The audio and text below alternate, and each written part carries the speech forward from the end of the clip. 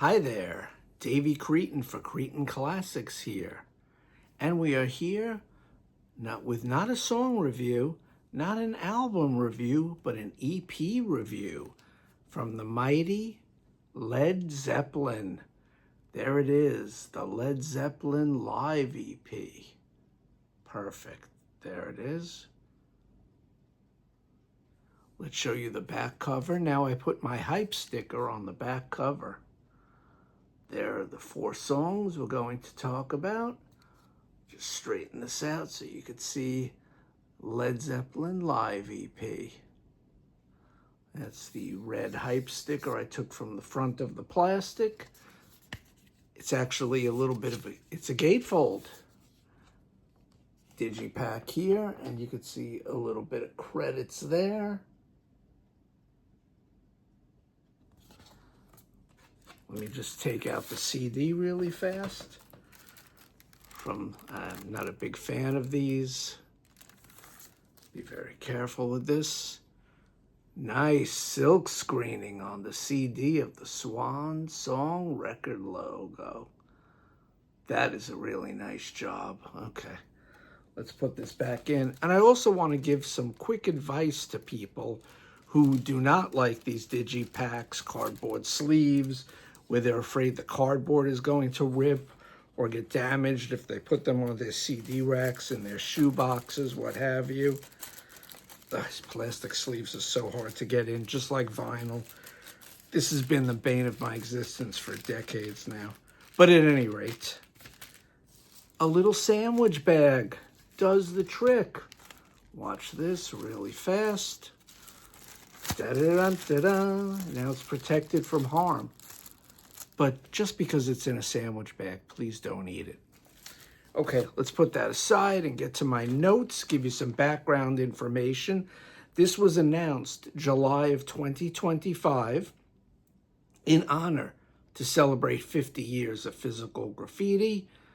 I think that placed very high on my Led Zeppelin album ranking. I think it was the 2nd or 3rd album ranking I did on my channel, so check it out, see where it lands.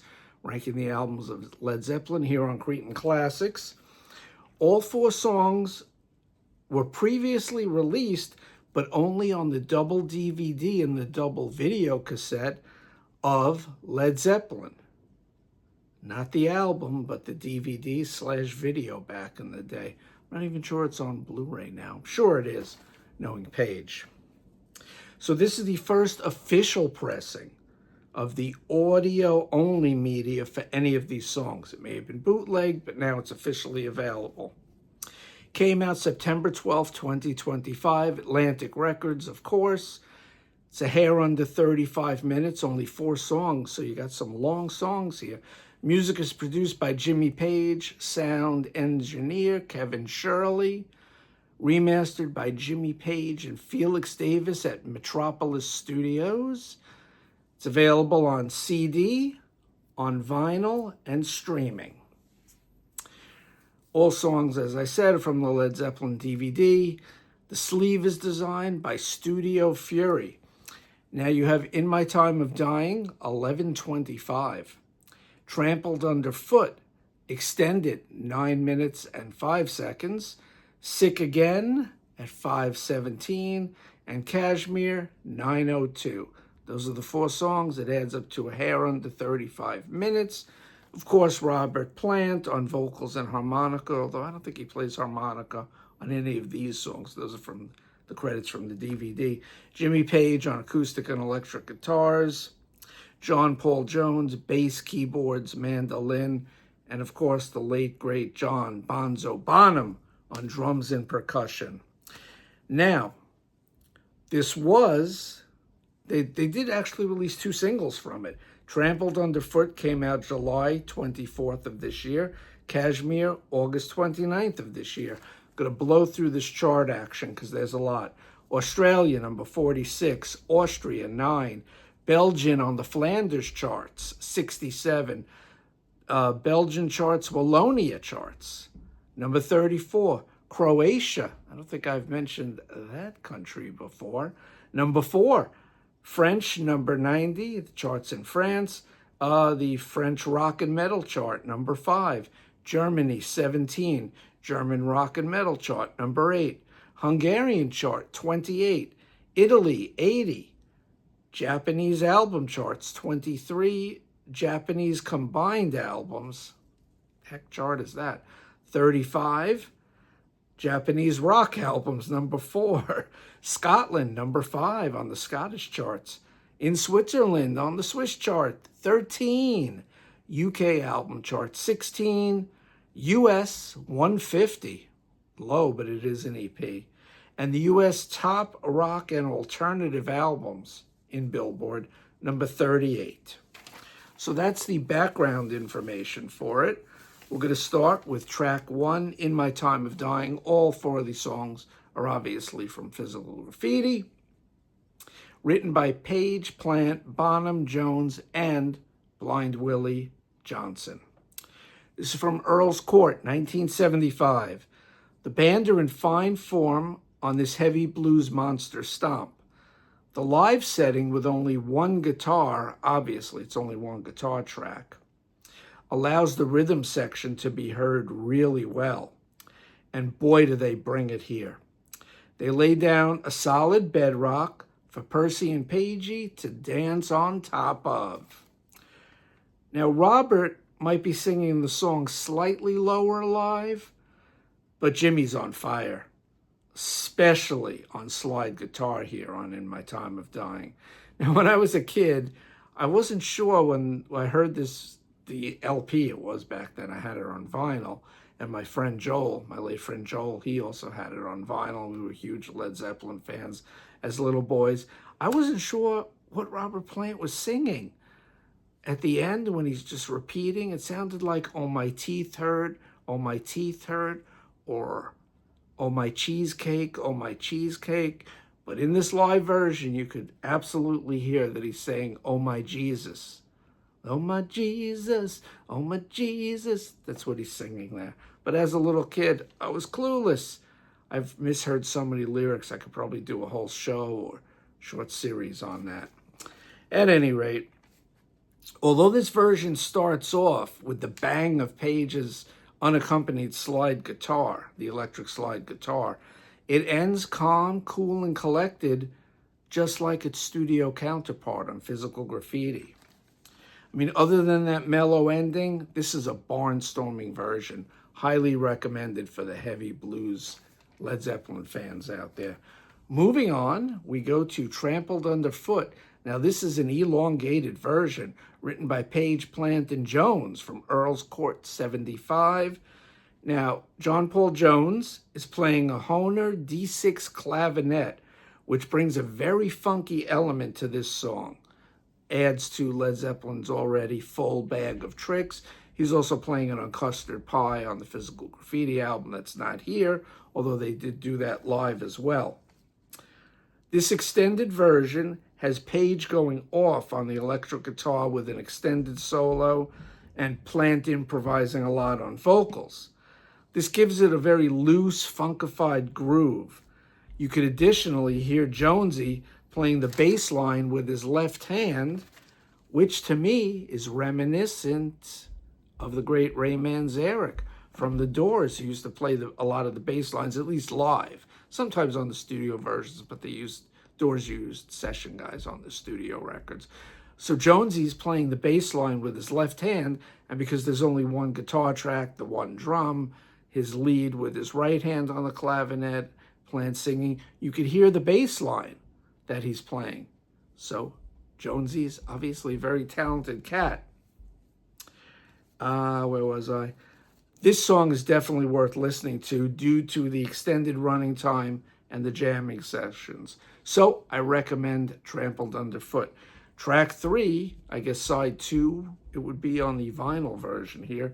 2 on side 1, 2 on side 2 with only 4 songs. You get 5 minutes and 17 seconds of what I would consider a deep track. It wasn't played on the radio, at least here in New York, too often, maybe slightly occasionally. Sick Again, written by Page and Plant. This is now, the first side was 75 from Earl's Court. Second side is Nebworth from 79. Now, to me, this might not have the full pop and snap of the 75 show, but it still shows Jimmy Page on guitar, and he's on point, turns in a very good performance here. The bass presence, to me, John Paul Jones' bass, is not as prominent, to me anyway, as the 75 show. But you can still hear John Paul. He is still audible. Now, Bonzo pummels his kid on this song, especially his triplets. I think it's a triplet. I'm not a drummer personally, just playing one on TV. And his big fill at this is the minute 28 to minute 34 mark. And then again, there's more Bonzo mayhem from 2:42 to 2:58, so it's a little longer. Now, he explodes a few more times, but those two parts are my favorite of his drumming on the song. This is a deep track, like I said. It's the shortest track by far on this release. And I'm surprised this wasn't a single. Why not service this to rock radio? It's only a hair over 5 minutes. Maybe you would have gotten some airplay. Atlantic Records. Okay, so finishing up. Now, Percy may have lost a little step by now, 1979. His voice maybe wasn't as good as it was back in 75 or the early 70s. And I always say singers don't smoke. It's a really bad thing for your voice, but I'm getting off my soapbox now. He's still worth hearing on this song, Plant. He eventually did stop smoking in the 80s, and then his voice had eventually developed a rich tone that you could hear nowadays on his solo releases. And he just put out a new solo album, which I have to hear. I haven't heard yet. It's called Saving Grace, if memory serves. And he has, once again, female vocalist with him because Robert Plant loves the ladies. Very hard to say with a straight face. And he was always a king birder. If you don't know what that means, look it up. It's a British expression.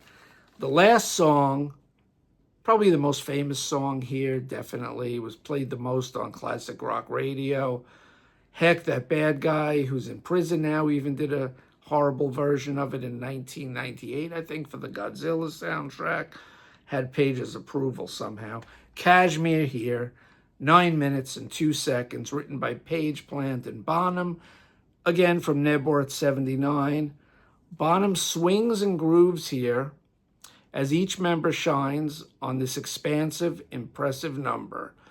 Plant goes to town with his vocal histrionics from 217 to the 307 mark, on and off, but he does some nice trills and nice vocals there.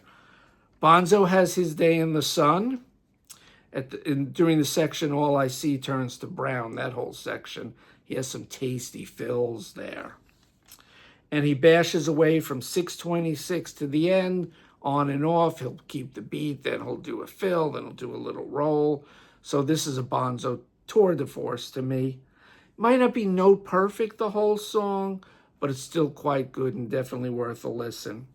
Now, here are my problems. I mean, to me, 79 doesn't sound as good as the 75 parts. I'm disappointed that it's not a full live album. It's worth of material. They have so much stuff in the vaults. You're giving the fans 4 songs, an EP?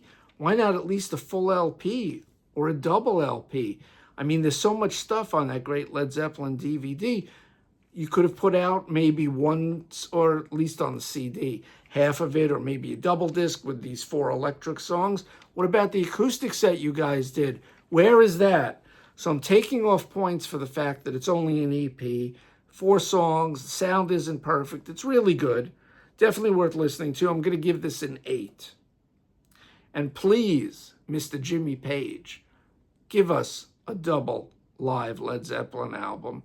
You're sort of retired. You're the curator of Zeppelin's vault. You're not really doing too much with new music. You've released, 1 song recently, which was a good instrumental, but it was from back in the day. Give us some live stuff. Give the fans what they want. Do what some other artists are doing. Kiss is giving old live stuff. Other bands are doing it. Led Zeppelin should do the same thing. So once again, I'm getting off my soapbox. I am giving an 8 for the Led Zeppelin live EP. Definitely worth hearing. Comes with a cute little red hype sticker, as I showed you. So remember, everyone, to rock out, prog on, and pogo. I'm Davey Cretin for Cretin Classics, and I will see you in my next video sooner rather than later, because I'm going to start upping the ante and giving more content. My next video, I think it's going to be on a band who once said, "It's still we the people, right?" Bye-bye.